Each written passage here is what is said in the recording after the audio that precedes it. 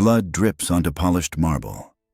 Choi Hyun stands in the center of his private conference room, knuckles split, breathing steady. The man crumpled at his feet whimpers, pleading in broken Korean. Hyun doesn't flinch.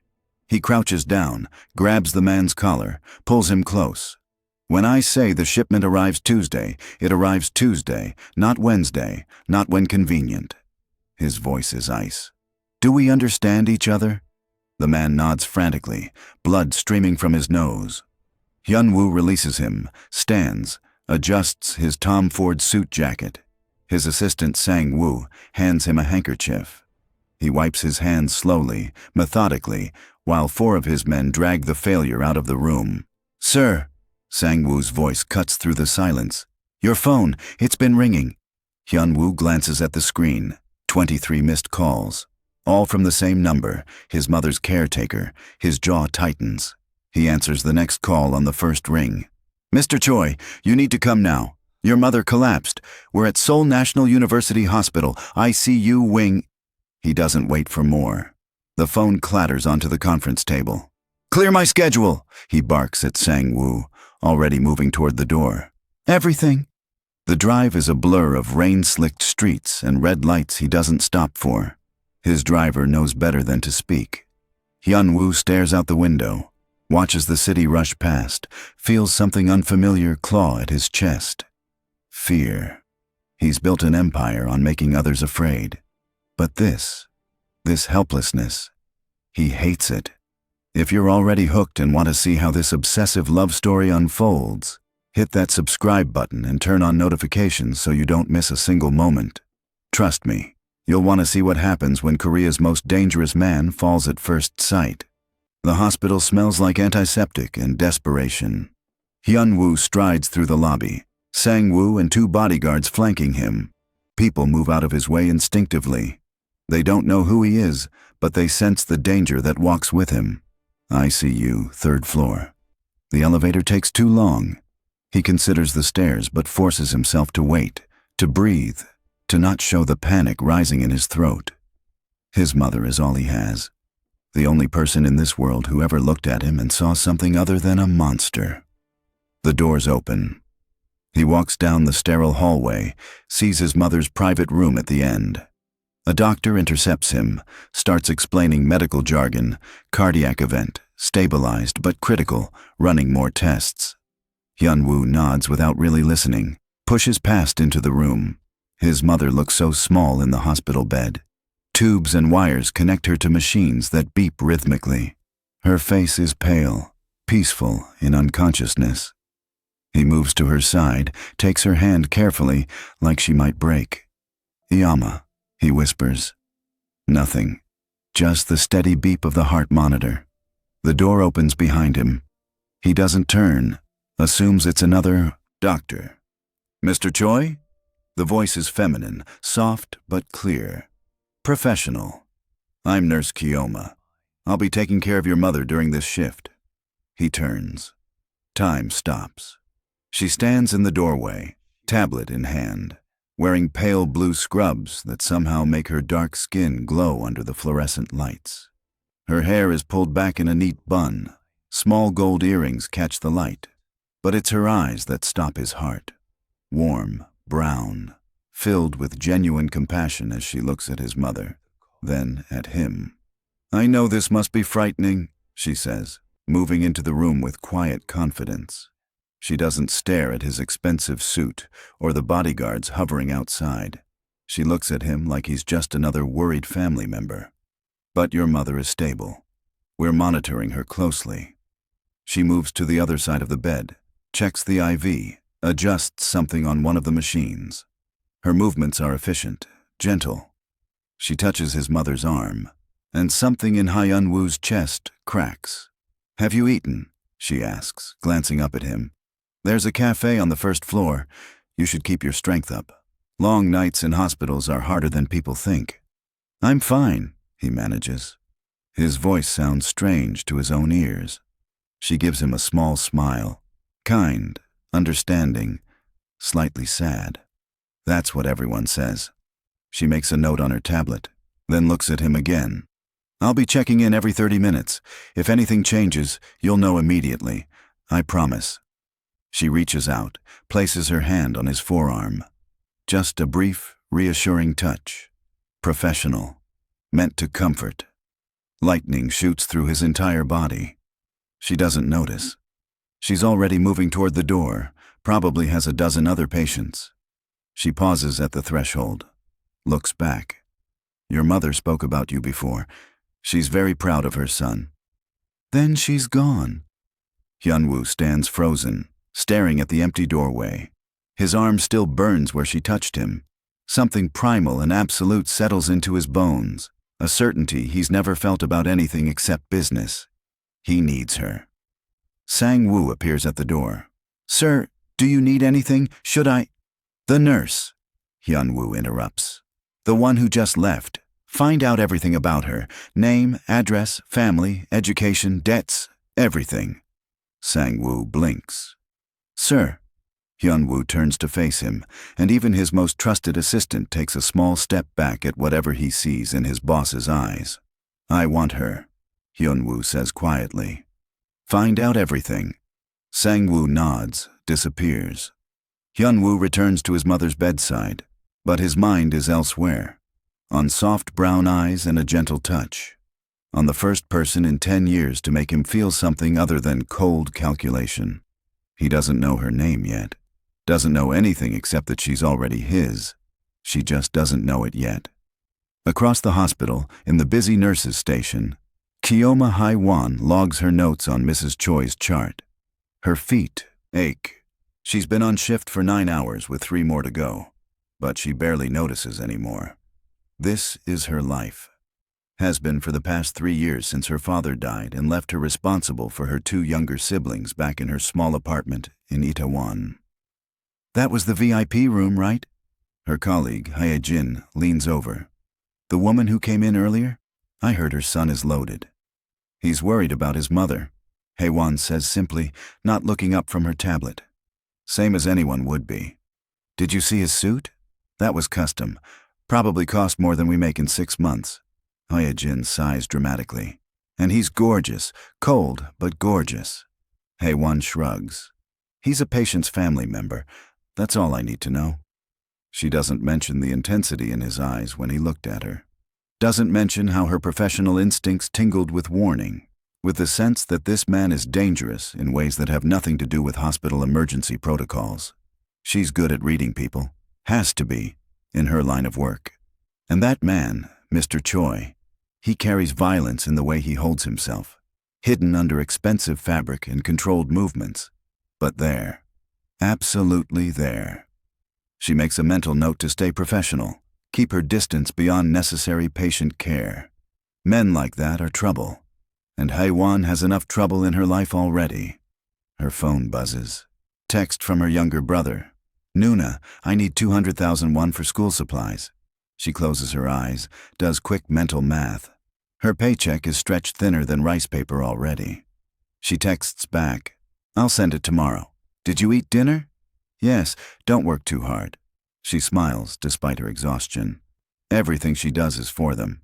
2 more years and her brother finishes high school. 3 more and her sister completes university. Then maybe, Hae-won can think about her own dreams. Medical school, becoming a doctor instead of a nurse, actually having the authority to save lives instead of just assisting. But dreams are expensive, and right now, she has responsibilities. Nurse Chioma? A voice crackles over the intercom. Room 304 needs vitals check. She pushes away from the desk, grabs her equipment. Work doesn't stop for exhaustion or daydreams.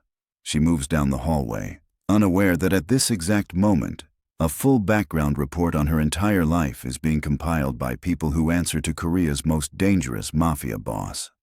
Unaware that her life is about to change in ways she can't imagine. By midnight, Hyun-woo knows everything. He sits in the private waiting room adjacent to his mother's ICU suite, reading the files Sang-woo compiled with terrifying efficiency. Chioma Hae, 26 years old. Nigerian Korean. Father was a university professor, died 3 years ago from sudden heart attack. Mother passed during childbirth with her youngest sibling.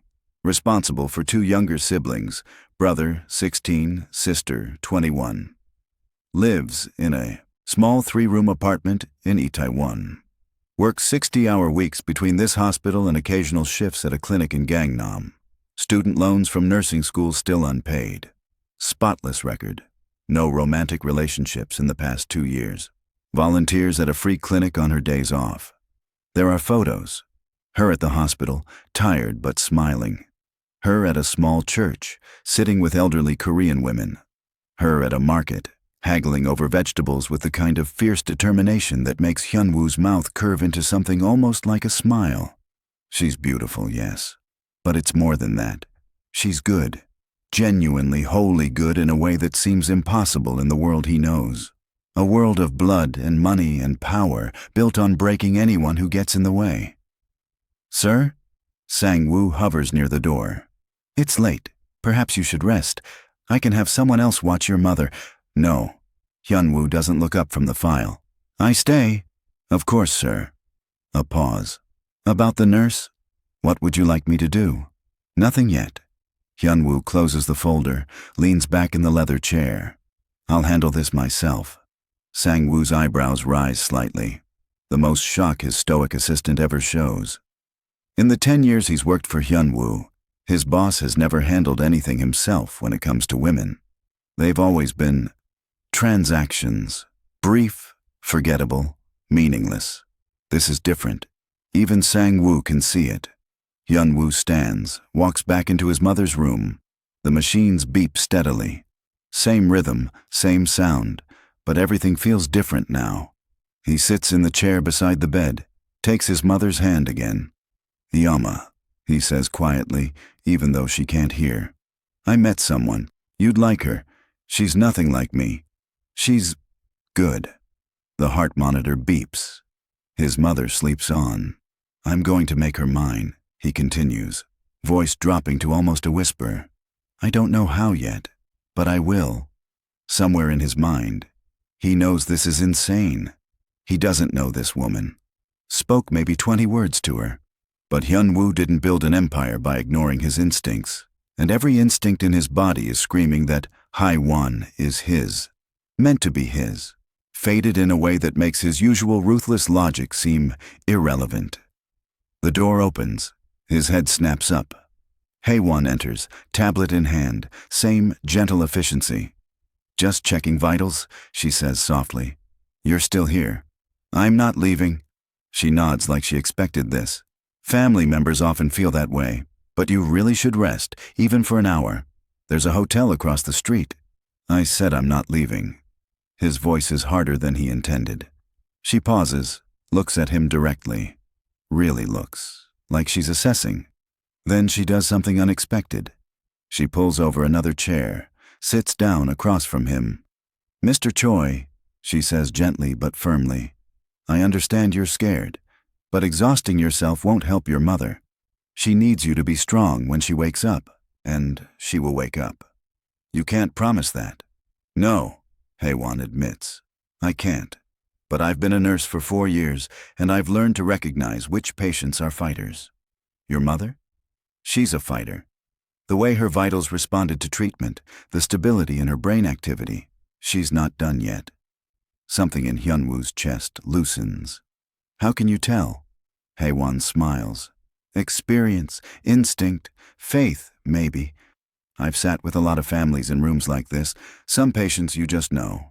She stands, moves to adjust his mother's blanket, even though it doesn't need adjusting. It's a gesture of care, Hyunwoo realizes. She can't help herself. Have you really not eaten? Haewon asks, without looking at him. I'm fine. You said that earlier. She turns, gives him a look that's equal parts exasperated and amused. The cafe is closed now, but there's vending machines on the 2nd floor. At least get some water. Dehydration makes everything worse. Are you always this bossy with patients' families? Only the stubborn ones.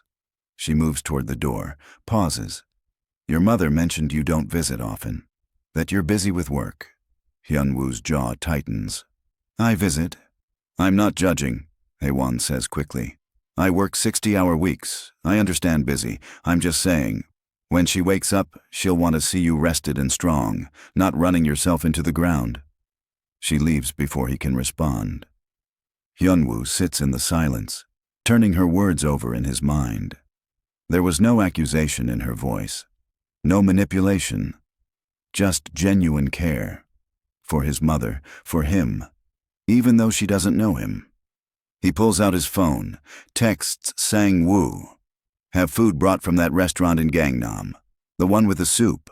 Enough for hospital staff on the third-floor ICU. All of them, sir. All of them. If Hae-won won't eat from his money directly, he'll find ways around it. It's what he does. Identify obstacles, find solutions, achieve objectives. And his objective is becoming very clear. 3 days pass. Mrs. Choi remains stable but unconscious. Hyun-woo essentially moves into the hospital, conducting business from the private waiting room, leaving only when absolutely necessary. His men bring him changes of clothes, files, laptops. The hospital staff grows used to the intimidating man who watches them with calculating eyes. Hae-won works her regular shifts, checks on Mrs. Choi, and tries to ignore the way Mr. Choi watches her every time she enters the room. It's not threatening exactly, but it's intense, like she's a problem he's trying to solve. On the 4th morning, she arrives for her shift to find the nurses' station flooded with expensive coffee from the boutique cafe 2 blocks away. Everyone is confused, excited, whispering about the anonymous delivery. Hae-won knows immediately who sent it. She marches to room 304, finds Hyun-woo reading through documents on his laptop. He looks up when she enters, and damn it, why does her stomach flutter? This man is clearly trouble. Mr. Choi, she says firmly, closing the door. Did you send coffee to the entire nursing staff? The cafe was open. Your colleagues look tired. His face is perfectly neutral. That cafe charges 8,000 won per coffee. There are 20 nurses on this floor. I didn't realize you were counting. You can't just... She stops, takes a breath. It's too much. We can't accept gifts from patients' families. There are rules. Then donate it. Throw it away. I don't care. He closes his laptop, gives her his full attention. It's unnerving. You said you work 60-hour weeks. I assumed you'd be tired. I'm always tired. That doesn't mean you can... She pauses, frustrated. Why are you doing this? Doing what? This. The coffee. The food you had delivered 3 nights ago. Don't think I didn't notice that either. Hyun-woo stands, moves closer. Not threatening, but deliberate. Hae-won holds her ground even though every instinct says this man is dangerous. Your colleagues needed food. I had it sent. That's all. No. Hae-won crosses her arms. That's not all. I don't know what you think this is, but... I think, Hyun-woo interrupts quietly, that you've been taking care of my mother for 4 days. That you work yourself to exhaustion taking care of everyone else. And someone should take care of you. The words hit harder than they should. Hae-won blinks, caught off guard. I don't need taking care of. Everyone needs taking care of sometimes. They stand there, 2 feet apart, something crackling in the air between them. Hae-won's heart pounds. She should leave. Should set professional boundaries and walk away. Instead, she hears herself say, Your mother is lucky to have you. Hyun-woo's expression shifts, something vulnerable flickering across his face before he locks it down. She's all I have. Then take care of yourself for her. Hae-won softens despite herself. Please, go to the hotel across the street. Sleep in a real bed for a few hours. I promise I'll call you the second anything changes. I can't leave her. You're not leaving her. You're trusting me to watch over her. Hae-won holds his gaze. And I give you my word. I will.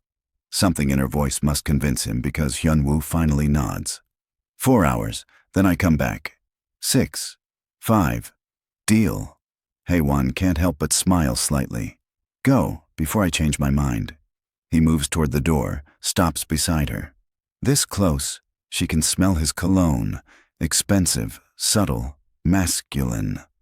This close, she can see that his eyes aren't black like she thought. They're dark brown, almost honey-colored in the right light. Thank you, he says quietly.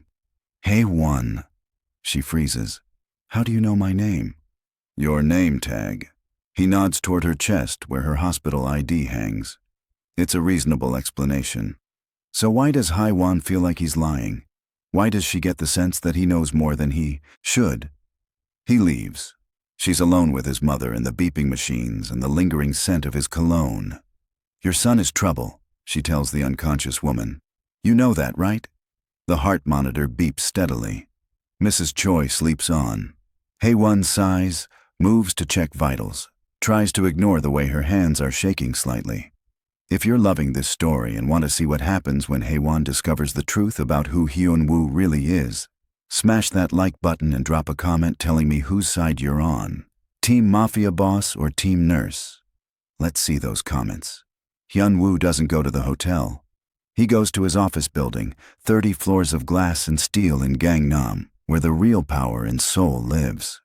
His legitimate businesses, real estate, shipping, entertainment, operate from here. Everything else, everything dark and bloody, happens in places that don't appear on any official documents. He strides into his office, Sang-woo scrambling to follow. Get me everything on her financial situation, exact numbers, debts, tuition, living expenses for her siblings. Sir, we already have that in the... I want current numbers, updated. I need to know exactly what she needs. Sang-woo hesitates. Sir, if I may ask, what's your plan here? Hyun-woo turns to the floor-to-ceiling windows, looks out over the city that fears his name. She'll never accept money from me directly. She's too proud, too principled. So I find another way. He turns back to his assistant. Her brother, the school he attends, buy it. Sang-woo blinks. Buy the school, sir? Quietly, through shell companies. Then establish a scholarship fund. Full tuition, books, supplies. Make it seem legitimate, grades-based, need-based, whatever sounds right. Ensure her brother qualifies. That's quite elaborate for her sister, university student. Same thing, different school, different scholarship, same result. Hyun-woo's mind is racing now, seeing all the angles. The clinic where she volunteers. They need funding. Make a donation, anonymous. Large enough to make a difference, but not so large it seems suspicious. Sir, Sang-woo steps forward. This woman clearly values her independence. Won't she be suspicious if suddenly everything in her life gets easier? That's why it has to be subtle, slow, natural seeming. Hyun-woo moves to his desk, pulls up files. I'm not trying to buy her. I'm removing obstacles so she can breathe. So when I approach her, really approach her, she's not drowning in exhaustion and desperation. And then what? Hyun-woo looks up. Then I make her mine. Sang-woo nods slowly. He's worked for Hyun-woo long enough to know that tone. Absolute, inevitable. The same tone he uses when deciding to crush a rival or take over a territory. But there's something else there too. Something Sang-woo has never heard before. Desperation.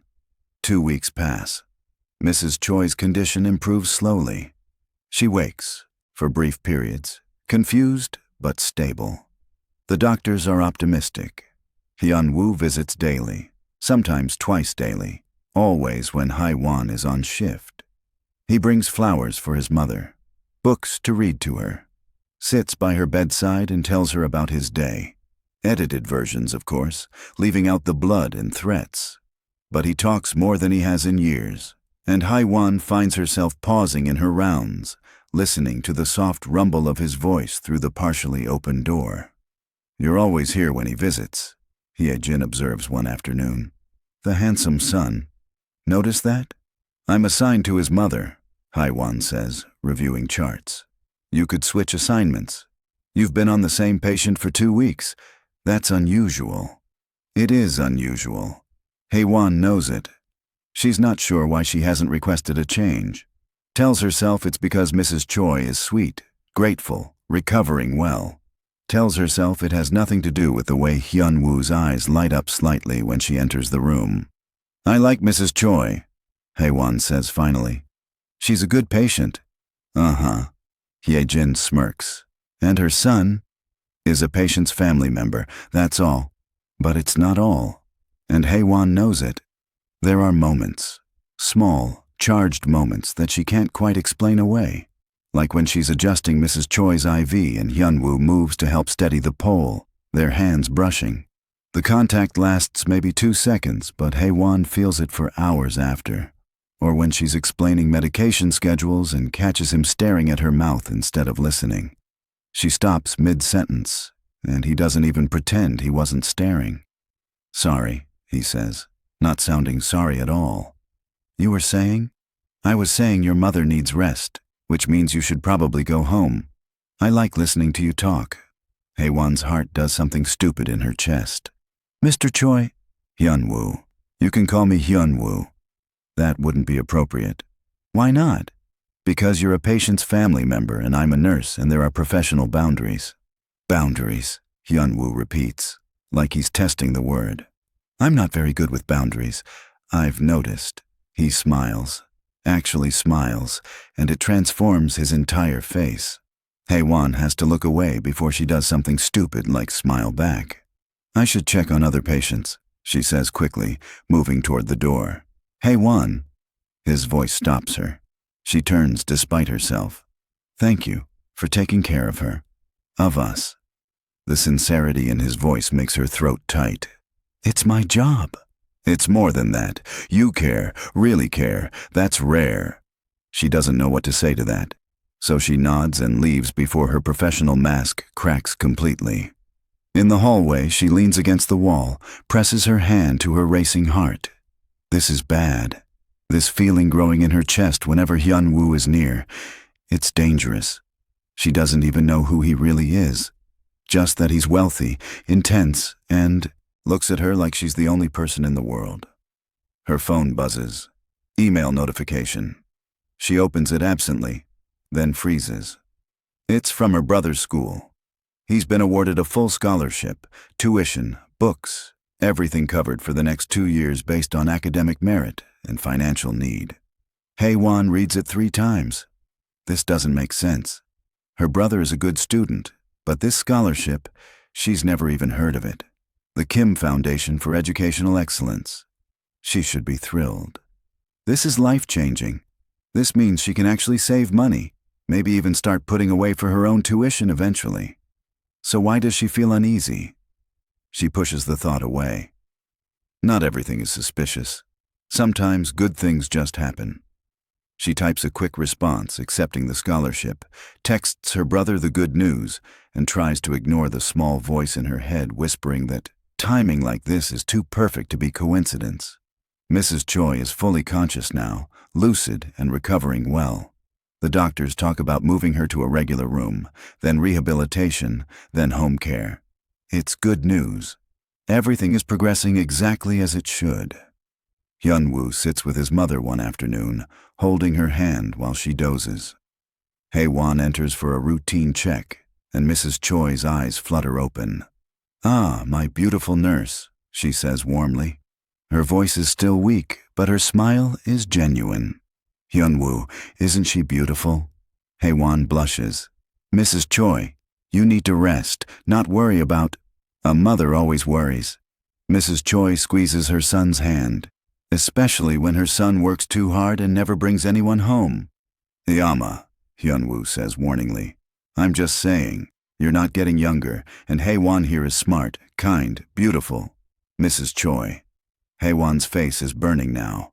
"I'm flattered, but—" "You're single, aren't you? Hyun-woo told me you work all the time, just like him. You should take breaks. Go to dinner, together." The suggestion hangs in the air.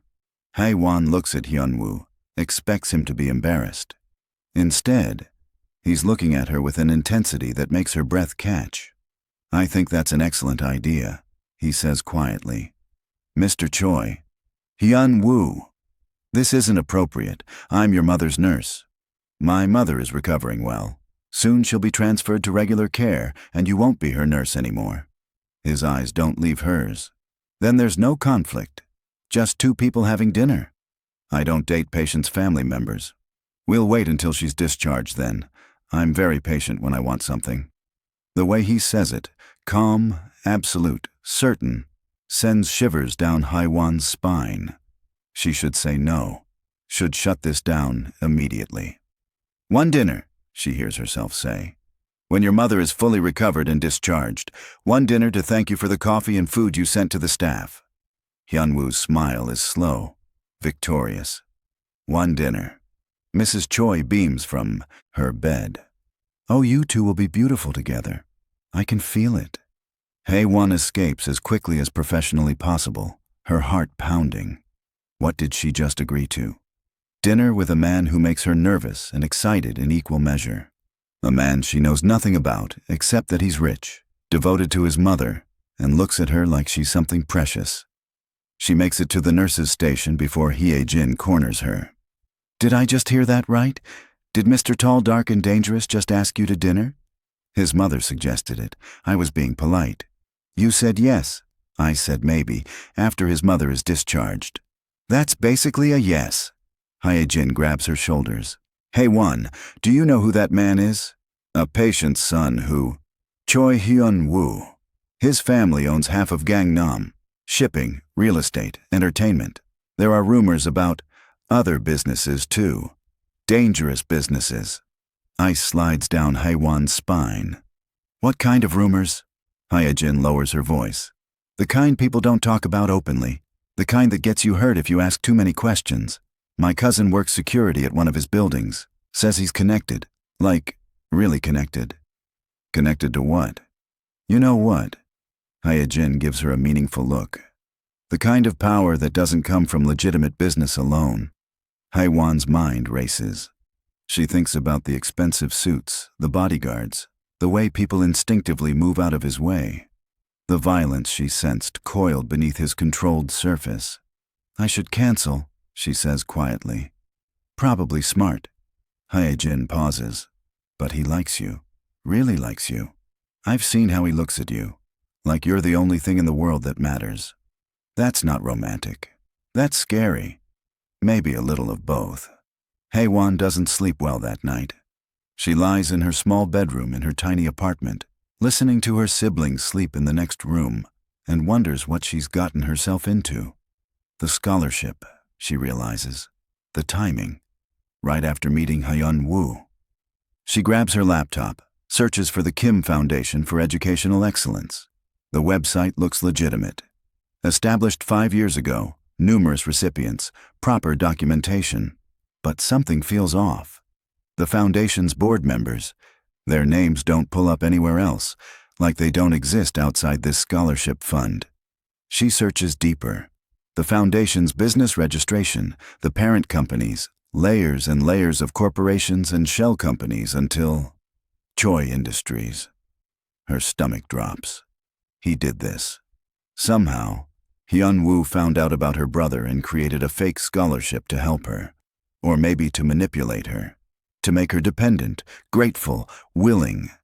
Hae-won closes her laptop, presses her hands to her face. She should be angry. Should march into that hospital tomorrow and confront him. Demand he rescind the scholarship, tell him to stay away from her and her family. But her brother's excited text, messages flash through her mind.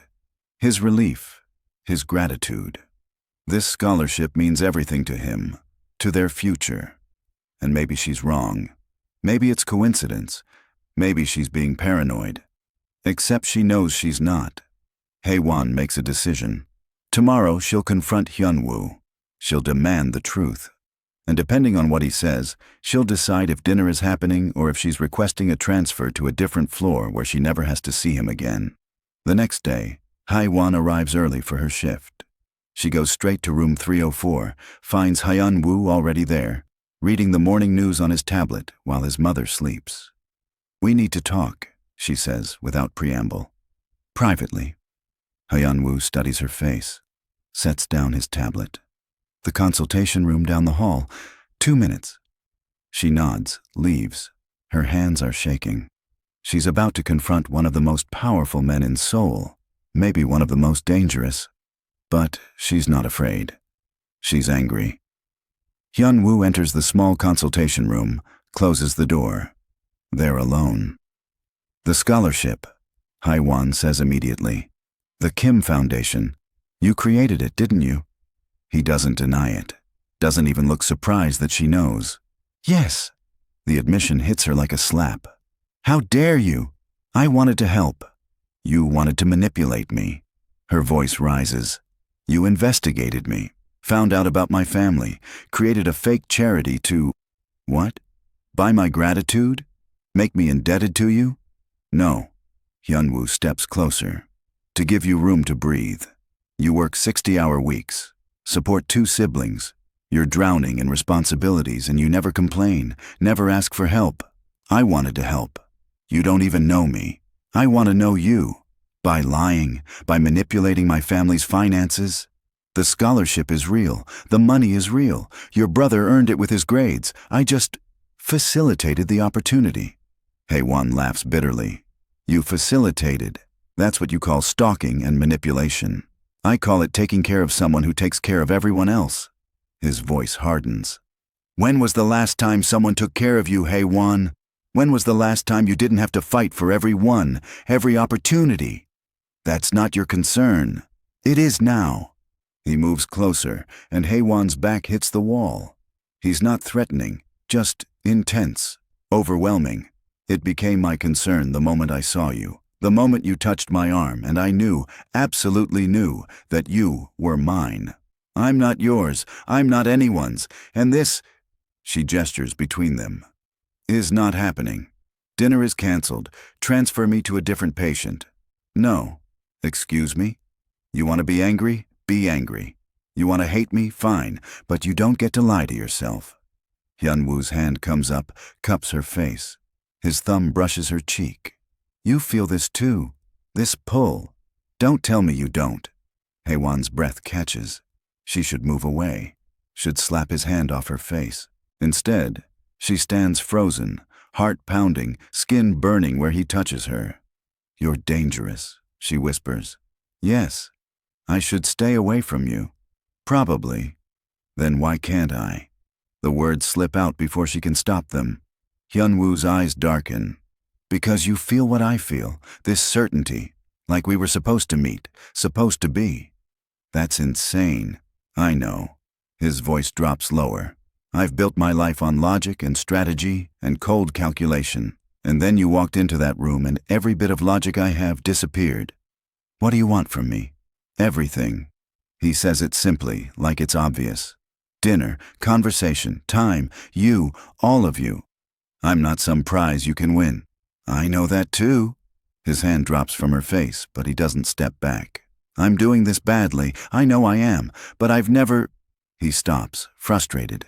I don't know how to do this normally, how to date, how to court someone. I see what I want and I take it. But you deserve better than that. Hae-won's anger wavers. There's something raw in his voice, something vulnerable that she didn't expect. I'm not canceling the scholarship, Hyunwoo continues. Your brother deserves that opportunity regardless of what happens between us. Same with your sister's tuition assistance. That's already done. Not to manipulate you, to help you. And if I still say no to dinner, pain flashes across his face. Then I respect that, but I'm asking, begging if I have to, give me one chance. One real conversation where I'm not a patient's son and you're not a nurse. Just 2 people talking. Hae-won closes her eyes, tries to think clearly. Every logical part of her brain is screaming to run. This man is dangerous, connected to things she doesn't want to know about. He's already proven he'll investigate her, manipulate situations to his advantage. But he's also been nothing but gentle with his mother, generous with the hospital staff, and the way he looks at her, like she's something miraculous instead of just exhausted Hae-won who smells like antiseptic and can barely keep her eyes open most days. One dinner, she says finally, opening her eyes. But I have conditions. Hope flares in his expression. Anything. Honesty, complete honesty. I ask you something, you tell me the truth, even if it's ugly. Agreed. And no more investigating me. No more surprise scholarships or donations or whatever else you're planning. He hesitates. Hyunwoo, I mean it. Okay, no more investigating, but the scholarships stay. Fine, they stay. She takes a breath. And if at any point I say I'm done, You accept it. No more pursuing, no more showing up at the hospital. You let me go. This time, the hesitation lasts longer. She can see him fighting with the words, with the very concept of letting her go. Hyun-woo. Okay, he finally says. If you say you're done, I let you go. She nods. Doesn't quite believe him, but appreciates the effort. Your mother is being discharged next week. We'll have dinner after that. Next week? He sounds like a man given a stay of execution. Thank you. Don't thank me yet. You might not like what I ask during this honest conversation. A small smile. Try me. Hae-won moves past him toward the door, pauses. For what it's worth, the way you've been with your mother. Reading to her, talking to her, staying by her side. That's not nothing. That speaks to who you are. And who am I? She looks back at him. I don't know yet, but I want to find out. Then she's gone, leaving Hyun-woo standing in the empty consultation room with something dangerous and bright burning in his chest. Hope. Mrs. Choi is discharged on a rainy Thursday afternoon. She's weak but recovering, scheduled for outpatient therapy and home nursing care. Hae-won helps coordinate everything, make sure all medications and instructions are clear. You'll visit, won't you? Mrs. Choi holds Hae-won's hand. Please, you've become like family. I'll visit, Hae-won promises, surprised to realize she means it. And dinner with my son, don't forget. Hae-won blushes. I won't forget. Good, he needs someone like you, someone real. Hyun-woo appears with a wheelchair, hospital policy for discharge. He helps his mother into it with surprising gentleness, making sure she's comfortable before looking at Hae-won. Thank you, he says quietly. For everything. Take care of her. I will. A pause. Friday, 7 p.m. I'll pick you up. I'll meet you somewhere. Text me the address. You don't trust me to know where you live? Hae-won gives him a look. You already know where I live. You probably know my apartment number and what color my front door is. He has the grace to look slightly guilty. It's blue. Despite everything, Hae-won laughs. Friday, 7 p.m., somewhere public. Somewhere public, he agrees. Hae-won watches them leave. Hyun-woo pushing his mother's wheelchair, his bodyguards flanking them. She should feel relieved. Patient successfully discharged, professional obligation over. Instead, she feels nervous. Friday is 2 days away. 2 days until she sits across from Choi Hyun-woo and asks him questions she's not sure she wants answered. Hye-jin appears at her elbow. You're really doing this? Apparently. Be careful, Hae-won. Men like him, they don't live in the same world we do. I know. Do you? Hae-won watches Hyun-woo's car pull away from the hospital entrance. Expensive and black and probably bulletproof. No, she admits. But I'm going to find out. Friday arrives too quickly and not quickly enough. Hae-won changes outfits 4 times before settling on a simple black dress that's nice enough for dinner, but not so nice. It seems like she's trying too hard. She does her makeup carefully, lets her hair down in loose waves. Her sister wolf whistles when Hae-won emerges from the bedroom. Who is he and why haven't I heard about him? It's just dinner. Probably nothing. You're wearing the dress you bought last year and never wore because you were saving it for something special. This is not nothing. Hae-won checks her phone. Text from Hyun-woo. The car is outside when you're ready. Her stomach flips. It's complicated. Good complicated or bad complicated? I don't know yet. She kisses her siblings goodbye, grabs her purse, heads downstairs. The car waiting outside is exactly as intimidating as she expected. Sleek, black, tinted windows. The driver opens the door for her. Miss Chioma. Mr. Choi is waiting at the restaurant. The restaurant is in Gangnam, naturally. Expensive, exclusive, the kind of place Hae-won has walked past 100 times but never imagined entering. The host greets her by name, leads her to a private room in the back. Hyun-woo stands when she enters. He's in a dark suit, no tie, looking unfairly handsome in the ambient lighting. But it's his expression that catches her. Nervous. Actually nervous. You came, he says. I said I would. She takes the seat across from him, accepts the menu the host offers before they're left alone. For a moment, neither speaks. The tension isn't uncomfortable exactly, just charged, aware. "You look beautiful," Hyun-woo says finally. "Thank you, you look nervous." He laughs, surprised. "I am nervous." "Why? You're the one who orchestrated all of this." "That's why I'm nervous. I've never cared this much about making the right impression." He leans forward. "Order anything, everything. The chef here is exceptional." They order. Wine Haiwan can't pronounce. Food that sounds too fancy to be filling. Normal dinner things, except nothing about this feels normal. When the waiter leaves, Haiwan folds her hands on the table.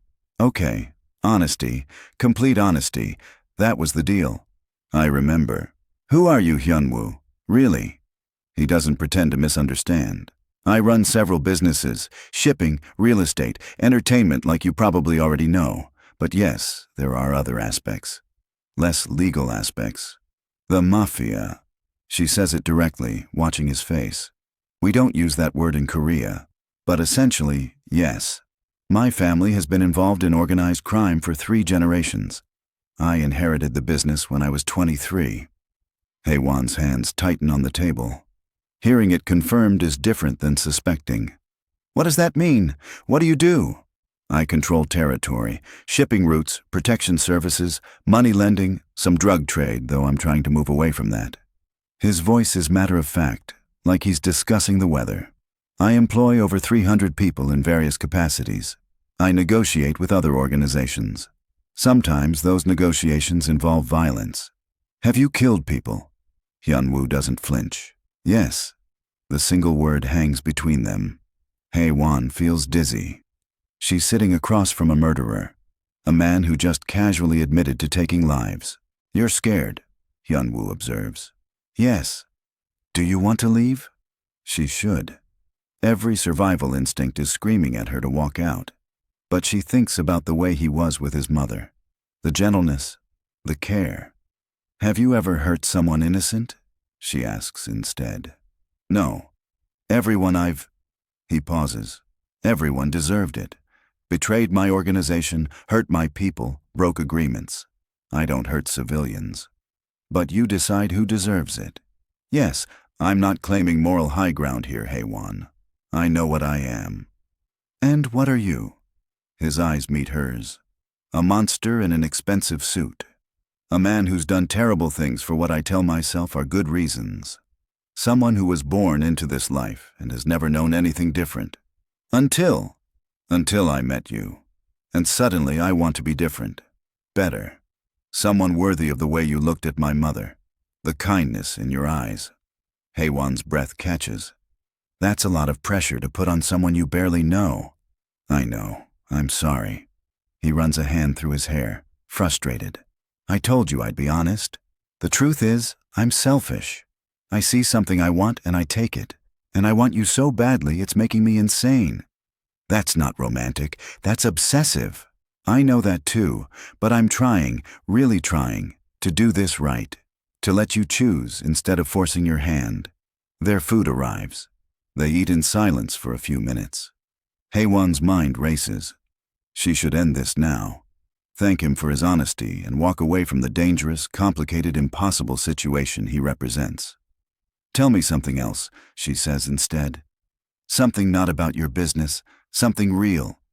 Hyun-woo considers. "My mother raised me alone. My father died before I was born. Car accident. She worked 3 jobs to keep us fed. When I was 16, she got sick. Cancer. We didn't have money for treatment. I borrowed from a loan shark, couldn't pay it back. That's how I got involved with the organization. Started as muscle, worked my way up. Your mother doesn't know, does she, about what you really do?" "She knows some, not all. She chooses not to ask questions." He pauses. "She wants me to be happy, to have a family, a normal life. I've never been able to give her that. Until now. Until you saw me and decided I could be that normal life. Not normal. Nothing about you is normal. You're extraordinary. You work yourself to exhaustion for your family. You volunteer at clinics on your days off. You care about people you've never met. That's not normal. That's exceptional. Hae-won feels tears prick her eyes. Stop. Why? Because you're making this harder. Good. I want it to be hard to walk away. She laughs despite herself, shakes her head. You're impossible.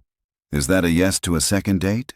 That's a, I need time to process everything you just told me. I can give you time. They finish dinner. Talk about safer topics. His mother's recovery, Hae-won's siblings, favorite books and movies. The conversation flows easier than it should. They argue about films, bond over a shared love of old music. By the time dessert arrives, Hae-won has almost forgotten the dangerous confession from earlier. Almost. The car drives her home. Hyun-woo insists on walking her to her door despite her protests. This is me, she says at her blue front door. I know. They stand there, close enough to touch, neither moving. Thank you for tonight, Hae-won says softly. For being honest. Thank you for giving me a chance. One chance, don't waste it. He smiles, reaches out to tuck a strand of hair behind her ear. The gesture is so tender it makes her chest ache. Can I see you again? Maybe. Let me think about everything you told me tonight. How long do I have to wait? However long it takes. Hyun-woo nods, accepts this. Good night, Hae-won. Good night. She watches him walk back to his car, watches it drive away. Only then does she go inside, lean against the closed door, and let out a shaky breath. Her sister appears immediately. So, how was it? Complicated. Good complicated? Hae-won thinks about Hyun-woo's confession, about murder and organized crime and a man who wants to be better but doesn't know how. I have no idea. 3 days pass. Hae-won works her shifts, takes care of her siblings, tries not to think about Hyun-woo constantly. It doesn't work. He's invaded her thoughts, her dreams. She keeps remembering the way he looked at her, like she was oxygen and he was drowning. Her phone buzzes. Text from Hyun-woo. How much longer do I have to wait? Despite everything, she smiles. Impatient? You have no idea. I'm working a double shift. Haven't had time to think. When's your next day off? Sunday. Spend it with me, please. Hae-won hesitates. This is insane. She should cut this off now before she gets in too deep. But her fingers type, doing what? Anything you want, your choice. The free clinic in Itaewon. I volunteer there Sundays. You can come if you want to see what my life actually looks like. There's a long pause. Then, what time should I be there? Hae-won blinks at her phone. She expected him to suggest something else, something more fitting for a second date, not agreeing to spend the day at a cramped clinic in one of Seoul's poorer neighborhoods. 9 a.m. Don't be late, and dress casual. You'll scare the patients in a suit. Yes, ma'am. Sunday morning, Hae-won arrives at the clinic at 8:45, carrying supplies she bought with her own money. The clinic is small, understaffed, serving immigrants and low-income families who can't afford regular hospitals. She's been volunteering here for 2 years. At exactly 9 a.m., a black car pulls up. Hyun-woo steps out wearing jeans and a simple black shirt. It's the most casual she's ever seen him. He still looks expensive, but less intimidating. You came, she says. I said I would. He looks at the building, the neighborhood. What do you need me to do? Can you follow instructions without arguing? I can try. She puts him to work. Filing paperwork, organizing supplies, helping elderly patients to exam rooms. He doesn't complain once. When a child spills juice all over him, he just smiles and helps clean up. When an angry patient yells at the receptionist, Hyun-woo calmly de-escalates the situation with quiet authority. Hae-won watches him throughout the day. This man who confessed to murder is now gently helping a grandmother fill out forms in Korean because she only speaks Vietnamese. This man who runs a criminal empire is making funny faces at a crying toddler to distract her during vaccinations. You're good at this, she says during their lunch break. Cheap kimbap from the convenience store. I like helping. He sounds surprised by his own admission. My mother used to bring me to places like this when I was young, before everything else. Before you joined the organization. Yeah. He takes a bite of kimbap. I'd forgotten what this felt like. Being useful in a way that doesn't involve threats or violence. Is this really so different from your normal life? Completely. He looks at her. My normal life is dark rooms and dangerous men and constant calculation. This, being here with you, helping people who need it, it's like breathing clean air for the first time. Haewon's heart does that stupid flutter again. Don't say things like that. Why not? Because it makes me want to believe you can really change, and I don't know if that's possible. Let me prove it is. Before she can respond, a commotion erupts at the front desk. A man is shouting, demanding to see a doctor immediately, pushing past the receptionist. Hyunwoo stands instantly, positions himself between Haewon and the angry man. "Sir, you need to calm down," he says, voice firm but not threatening. "Who the hell are you? I need a doctor now." "And you'll see one, but you need to wait your turn like everyone else." The man lunges forward. Hyunwoo moves so fast, Haewon barely sees it. Redirects the man's momentum, pins his arm behind his back, forces him face first against the wall, all without any visible effort. "I said calm down," Hyunwoo says quietly. There's something cold in his voice now, something dangerous. "You're scaring the children. Apologize to the staff. Then you can wait quietly or you can leave. Choose." The man goes still, fear replacing anger. I'm sorry. I'll wait." Hyunwoo releases him, steps back. The man practically runs to a chair in the waiting room. The clinic goes quiet. Everyone is staring. Haewon sees the moment Hyunwoo realizes what he's done. Reverted to his other self, the violent one, in front of her. "I should go," he says quietly, not meeting her eyes. "Hyunwoo?" "I'm sorry. I'll wait outside." He leaves before she can stop him. Haewon finishes her shift on autopilot, her mind replaying the scene. The speed, the efficiency, the cold authority in his voice. That's who he really is. That's the man beneath the gentle facade. At 6 p.m. she finds him sitting on a bench outside, elbows on his knees, head down. "Shift's over," she says. He looks up. "I'm sorry. I didn't mean to scare everyone. Show your true colors." "Both." Haewon sits beside him. "That man could have hurt someone. You stopped him. Maybe the method was intense, but the intention was right. I terrified those people. I saw how they looked at me. They looked at you like you were dangerous, because you are." She takes a breath. "But you also spent all day helping patients and making children laugh. Both of those things are true. You're not just one thing, Hyunwoo." He turns to face her. "Which version do you want?" "I don't know yet. Honest. I'm still figuring out if I can handle any version of you." "That's fair." They sit in silence. Then Hyunwoo says, "My driver's off today. I drove myself. Can I take you home?" "I can take the subway." "I know you can. I'm asking if you'll let me drive you." Haewon considers, says yes. The drive is quiet at first. Then Hyunwoo says, "Tell me about your father." "Why?" "Because you never mention him and I want to know." Haewon stares out the window. "He was a professor. Philosophy. Met my mother when she was a student. She was from Nigeria. Came to Korea for graduate school. They fell in love despite everyone saying it wouldn't work." She smiles sadly. "He was brilliant, kind. He saw the best in everyone. Heart attack took him in his sleep 3 years ago. Unexpected, devastating. I'm sorry. He would have hated everything about you." She says it without malice. What you do, how you make money, the violence. He believed in peaceful solutions to everything. But he also believed people could change, that anyone could choose to be better. She looks at Hyunwoo.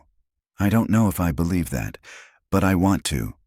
Hyunwoo pulls up to her building, turns to face her. "I'm not asking you to fix me. I know that's not your responsibility, but I am trying, really trying, to be someone worthy of the way you look at me. How do I look at you? Like I could be good, like there's hope."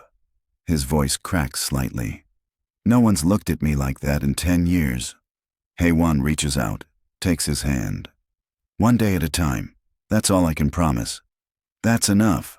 She squeezes his hand. Let's go. Gets out of the car. Watches him drive away. Her phone buzzes immediately. Text from unknown number. He can't protect you forever. Ice floods her veins. She stares at the message, reads it 3 times. Before she can respond, another text. You should have stayed away from Choi Hyun Woo. Now you're a liability. Haewon's hands shake. She runs inside, locks her door, calls Hyun Woo immediately. He answers on the first ring. Haewon, what's wrong? Someone just texted me, threatened me, about you. Silence. Then, deadly quiet. What exactly did they say? She reads the messages. Hears him cursing in Korean. Hears car tires squealing. I'm coming back. Don't leave your apartment. Lock everything. I'll be there in 5 minutes. Hyun-woo, you're scaring me. Good. Be scared. That means you'll be careful. His voice softens slightly. I'm sorry. This is my fault, but I swear I'll fix it. Just stay inside until I get there. He arrives in 3 minutes. Bursts through her door with Sang-woo and 4 other men. Her siblings are terrified, hiding in their bedroom. Hyun-woo goes straight to Haewon, cups her face, examines her like checking for injuries. You're okay. You're okay. He's saying it more to himself than her. What's happening? Hyun-woo shows her phone to Sang-woo. Trace it now and get our people on the street. I want to know who's watching her building. Hyun-woo, you're scaring my family. He looks at her siblings peeking out from the bedroom, forces himself to breathe. I'm sorry. I'm so sorry. To Sang-woo. Secure the building, quietly. Don't scare the other residents. When they're alone, Haewon grabs his arm. Explain, right now. I have enemies, rival organizations who'd love to hurt me. They found out about you. They're threatening you to get to me. So this is what being near you means. Threats? Danger? I'll protect you, I swear. You can't promise that. You're not invincible. I know. He pulls her close despite her resistance. I know, and I'm sorry. I should have stayed away from you, should have left you alone. But I'm selfish, and now you're in danger, and His voice breaks. I can't let anything happen to you. Haewon's anger wavers, seeing the genuine fear in his eyes. What do we do? You come with me, you and your siblings. My compound is secure. Guarded 24/7. You'll be safe there until I eliminate the threat. I have work. My siblings have school. Call in sick. They can study remotely for a few days. He grips her shoulders. Haewon, please. I can't protect you here. This building has too many access points, too many unknowns. Let me keep you safe. She wants to argue. Wants to tell him to leave and take his dangerous world with him. But her siblings' terrified faces flash through her mind. How long? A week, maybe less. I just need time to find who's behind this and handle it. Handle it. Meaning kill them. Haewon closes her eyes. This is her life now. Death threats and bodyguards and a man who solves problems with violence. Okay, she whispers. We'll go. But my siblings, they can't know everything. Tell them it's a security precaution, nothing more. Whatever you want. 20 minutes later, they're in Hyun-woo's car. Her siblings confused and scared in the back seat. Haewon holds her brother's hand, tries to smile reassuringly, even though her own heart is racing. Hyun-woo's compound is in Gangnam, tucked behind high walls and armed security. The main house is massive, modern, expensive, cold. He shows them to guest rooms, promises they have full access to everything. Your mother, Haewon says suddenly. Is she safe? She's in a private facility. Already increased her security detail. He touches Haewon's face. Try to rest. We'll talk more in the morning. But Haewon can't rest. She gets her siblings settled, then finds Hyun-woo in his office, surrounded by monitors and maps and men in dark suits planning something. They all go quiet when she enters. Out, Hyun-woo says to his men. They file out immediately. Tell me the truth, Haewon says. All of it. Who's threatening me and why? Hyun-woo leans against his desk. Kim Sung-min, rival organization. We've been at war for territory for 2 years. He's losing. This is retaliation. War? You mean people dying? Yes, because of shipping routes and money, and power, and pride, and 100 other reasons that probably seem stupid to you. Haewon laughs bitterly. They are stupid. People dying over pride. I know. He sounds tired. I know how it sounds. But this is my world. This is what I was born into. You don't have to stay in it. Yes, I do. Because if I leave, show weakness, everyone I've ever protected becomes a target. My mother, my people, you. So you're trapped. We're both trapped now. He moves closer. I'm sorry. I never wanted this for you. But you wanted me enough to risk it. Yes, selfish, like I said. Haewon should be angry. Should blame him for dragging her into this nightmare. But looking at his exhausted face, the genuine regret in his eyes, she just feels sad. What happens now? Now I find Kim Sung-min and I end this, permanently. Meaning you kill him. Yes. And if I ask you not to find another way? Hyun-woo's jaw tightens. Then I'd tell you there is no other way. Not in my world. It's him or you, and I choose you. Every time. That's not romantic. That's terrifying. I know. He touches her face so gently it hurts. I know what I am. I know what I'm asking of you, and I know I have no right. But I'm asking anyway. Stay. Let me protect you. And when this is over, decide if you can live with who I really am. Haewon should run. Should grab her siblings and leave and never look back. Instead, she nods. 1 week. You have 1 week to fix this, then I'm gone whether it's safe or not. Deal! She turns to leave. Haewon! His voice stops her. I'm falling in love with you. I need you to know that. Whatever happens, it's real. Her heart stops. She doesn't turn around. Can't face him while he's saying things that make her want to stay in this dangerous, impossible situation. Don't say things like that, she whispers. Why not? Because I might start believing you. She leaves before he can respond, goes to her assigned room, locks the door, and finally lets herself cry. For her normal life, that's gone. For the man she's falling for despite every logical reason not to. For the impossible choice she'll have to make when this week is over. If you're still watching and wondering what happens next, leave a comment. Do you think Haewon should stay with Hyun-woo or run? And don't forget to hit that like button if you're invested in this story. 5 days pass. 5 days of Haewon living in gilded captivity. The compound is beautiful but feels like a prison. Her siblings adjust quickly. Too quickly. Her brother loves the pool. Her sister enjoys the endless library.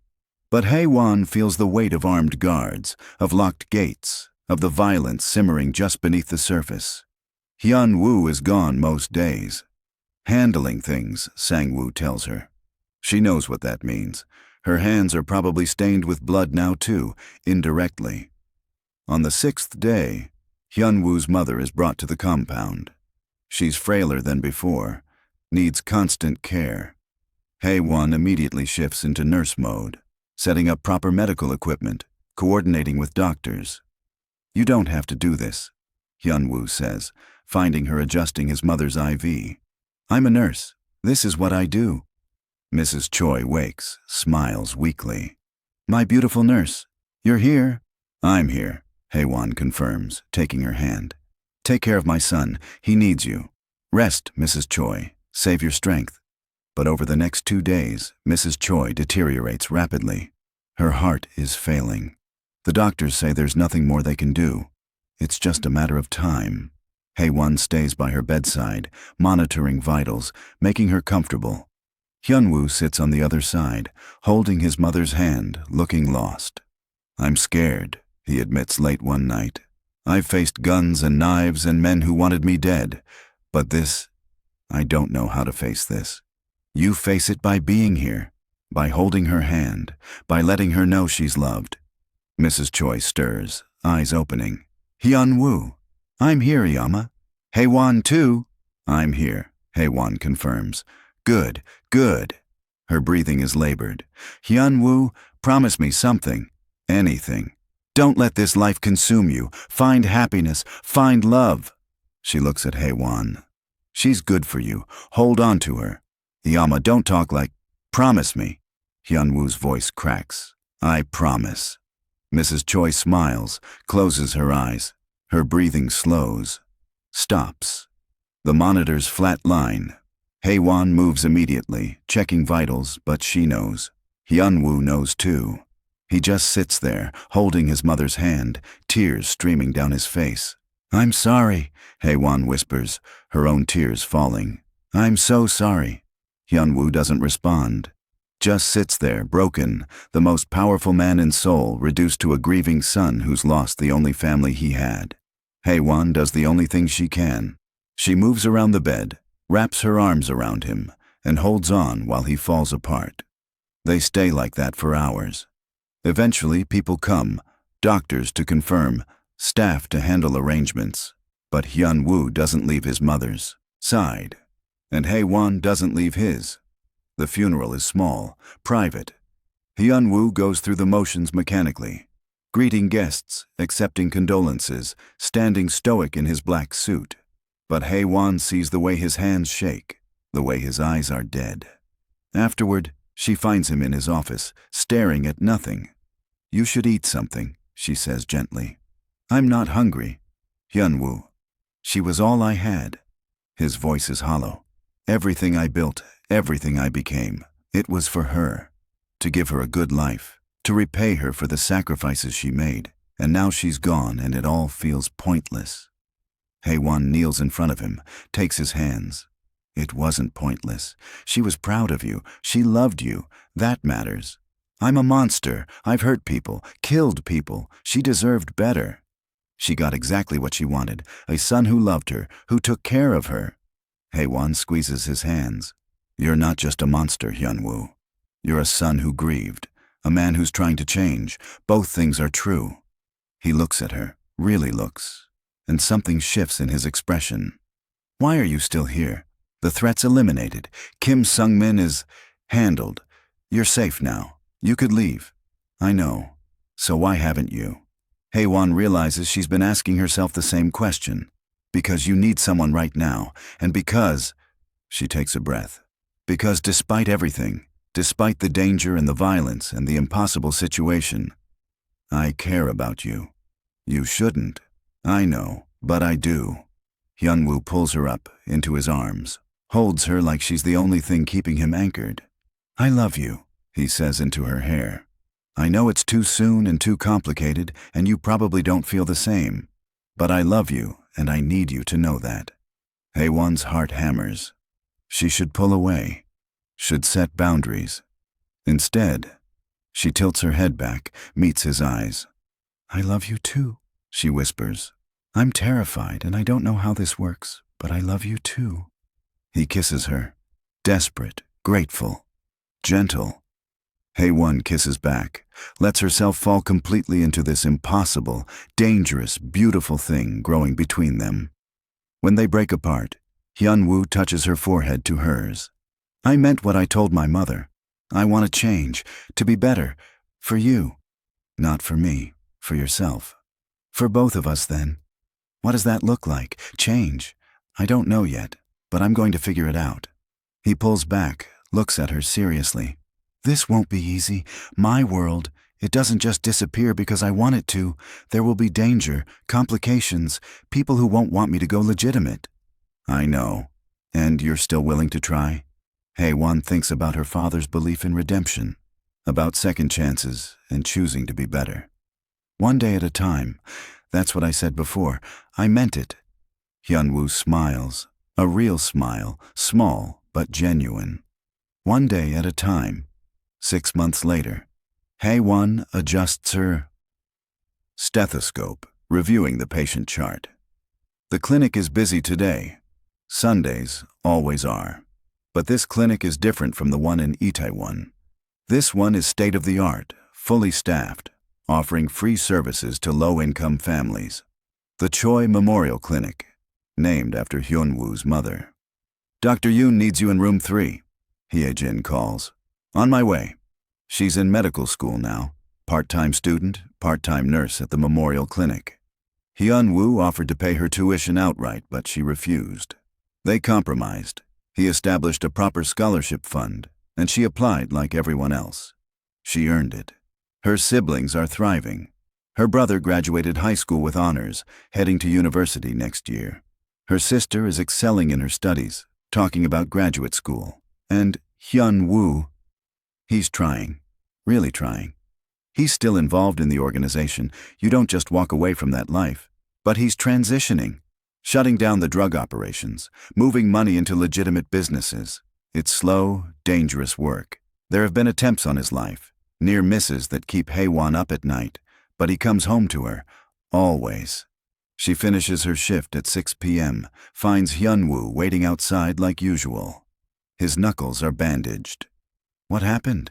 she asks, taking his hand gently. "Business negotiation got heated." At her look, he adds, "The other guy started it. I just finished it, non-lethally." "Progress," she says dryly. "I'm trying." He brings her hand to his lips, kisses her knuckles. "How was your day?" "Good, busy. We saw 40 patients. My mother would be proud of both of us." They drive to the cemetery. They visit every Sunday after Hae-won's shift. Hyun-woo brings flowers, tells his mother about the week, about the progress he's making. "Yama, I proposed to Hae-won last week," he says to the headstone. "She said yes. Can you believe it? She actually said yes." Hae-won smiles, looks at the simple ring on her finger. Nothing ostentatious. She wouldn't let him buy anything too expensive. Just a simple band with a small diamond. "Perfect." "I told him he was insane," Hae-won adds. "That we're insane, that this whole situation is impossible." "And then you said yes anyway," Hyun-woo reminds her.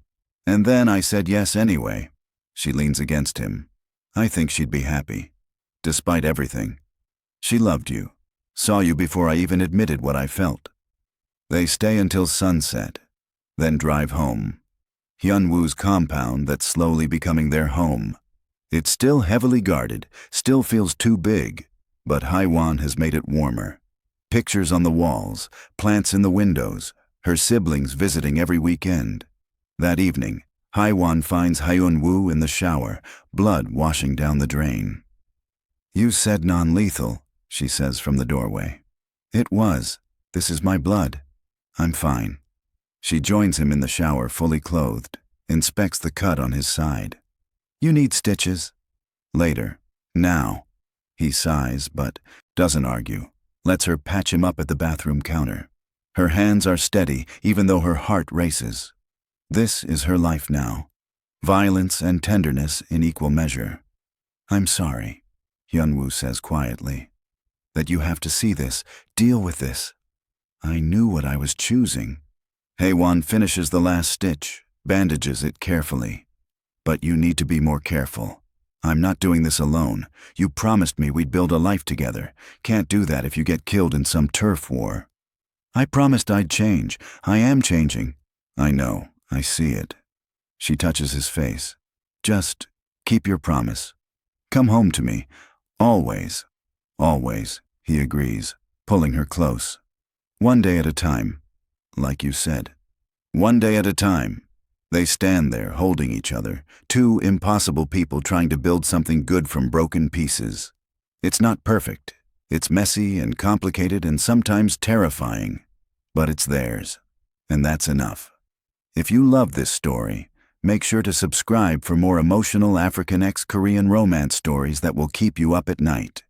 Drop a comment below telling me what you thought. Would you take a chance on love like Hae-won did? And smash that like button to help this story reach more people who love intense, emotional romances. Thanks for watching, and I'll see you in the next story.